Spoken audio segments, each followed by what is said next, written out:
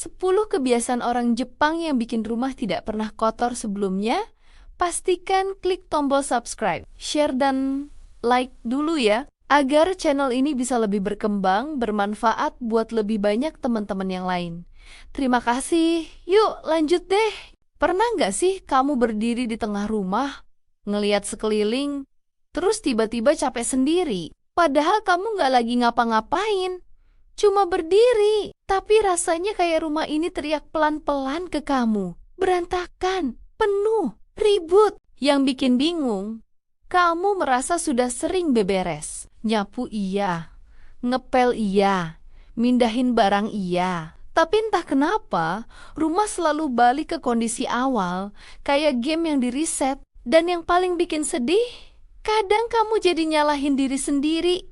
Merasa kurang rajin, merasa nggak becus ngurus rumah, merasa kalah sama standar rumah orang lain yang kelihatannya adem dan bersih. Aku pernah ada di titik itu. Dan mungkin kamu juga. Makanya cerita ini aku bikin bukan buat ngajarin dari atas, tapi buat ngobrol, karena ternyata jawabannya bukan di rajin atau malas. Jawabannya ada di kebiasaan. Dan disinilah aku mulai tertarik sama satu hal. Kebiasaan orang Jepang. Rumah mereka kecil, barang mereka sedikit. Tapi anehnya, rumah mereka kelihatan hidup. Bukan kosong, bukan dingin, tapi tenang. Kebiasaan pertama yang paling mendasar dan sering diremehkan adalah soal barang. Orang Jepang sangat sadar sama satu pertanyaan sederhana. Barang ini punya rumah atau tidak? Kalau kita jujur, banyak barang di rumah kita itu statusnya nganggur. Nggak dipakai, nggak dibuang, nggak jelas mau diapain. Akhirnya numpang hidup. Contoh paling nyata itu meja. Meja makan, meja tamu, meja kerja. Awalnya niatnya buat satu fungsi, tapi pelan-pelan jadi tempat segala hal. Tas numpang, kunci numpang, obat numpang, mainan anak numpang, berkas numpang. Dan yang paling bahaya, kita jadi terbiasa. Otak kita menganggap itu normal. Di Jepang, barang yang nggak punya tempat itu dianggap masalah. Bukan karena barangnya jelek, tapi karena keberadaannya bikin ruang jadi ribut, mereka lebih memilih punya satu gunting yang jelas tempatnya. Daripada 5 gunting yang selalu hilang, secara logika makin sedikit barang, makin sedikit yang harus dibereskan. Ini bukan soal gaya hidup mahal, ini soal efisiensi energi. Kebiasaan kedua yang kelihatannya sepele tapi dampaknya besar adalah bersih-bersih sedikit tapi konsisten. Orang Jepang jarang nunggu rumah kotor total. Mereka nggak suka bersih-bersih maraton sambil emosi. Mereka lebih milih 5 menit. Tapi setiap hari, contoh nyatanya begini. Habis makan, piring langsung dicuci. Bukan direndam dengan janji palsu nanti. Karena mereka paham satu hal. Menunda itu bukan menghilangkan pekerjaan, tapi menyimpan stres.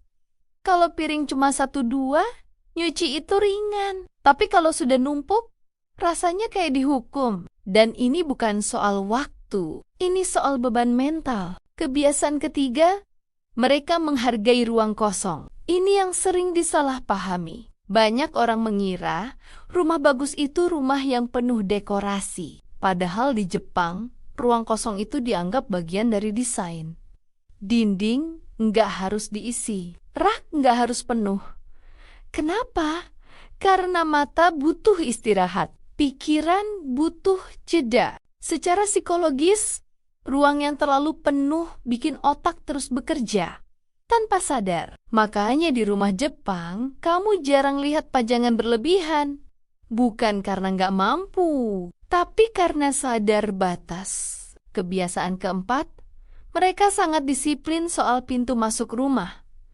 Genkan, sepatu berhenti di situ, debu berhenti di situ, masalah luar rumah berhenti di situ. Coba kamu bandingkan. Kalau sepatu masuk ke rumah, pasir masuk, debu masuk, lantai cepat kotor, ujungnya kamu lebih sering ngepel, lebih capek. Satu kebiasaan kecil ini efeknya panjang. Kebiasaan berikutnya, orang Jepang nggak suka multitasking barang. Satu ruang, satu fungsi. Dapur ya dapur, bukan gudang. Kamar tidur ya, buat istirahat, bukan tempat nyimpen kardus.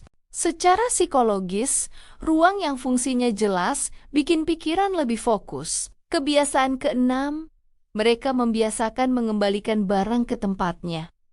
Langsung, bukan nanti. Contoh sederhana, habis pakai gunting, ya balik. Habis pakai remote, ya taruh.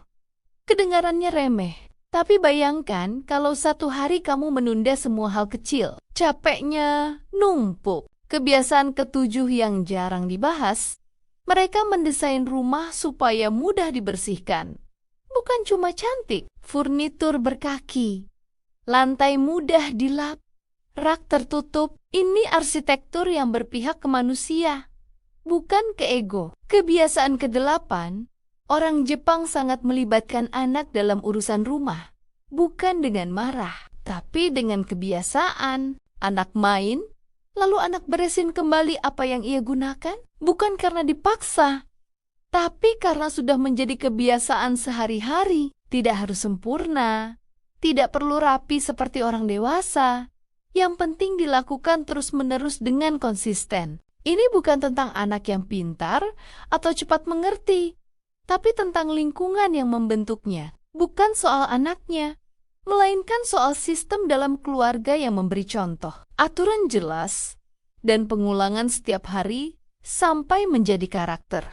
Kebiasaan kesembilan, mereka sadar kapan harus berhenti belanja. Orang Jepang tidak berbelanja untuk mencari validasi sosial atau sekadar mengikuti tren, melainkan benar-benar mempertimbangkan fungsi dan kebutuhan jangka panjang. Setiap keputusan membeli selalu dipikirkan dengan matang, karena mereka memahami bahwa setiap barang baru yang masuk ke rumah berarti tanggung jawab baru harus dirawat, disimpan, dibersihkan, dan dikelola agar tidak menambah kekacauan. Dengan kesadaran ini, mereka menjaga rumah tetap rapi, hidup lebih tenang, dan pengeluaran pun lebih terkendali. Dan yang terakhir, kebiasaan paling penting, mereka melihat rumah sebagai tempat pulang, bukan tempat pamer. Rumah itu harus menenangkan, bukan melelahkan. Kalau rumah bersih, pikiran ikut ringan.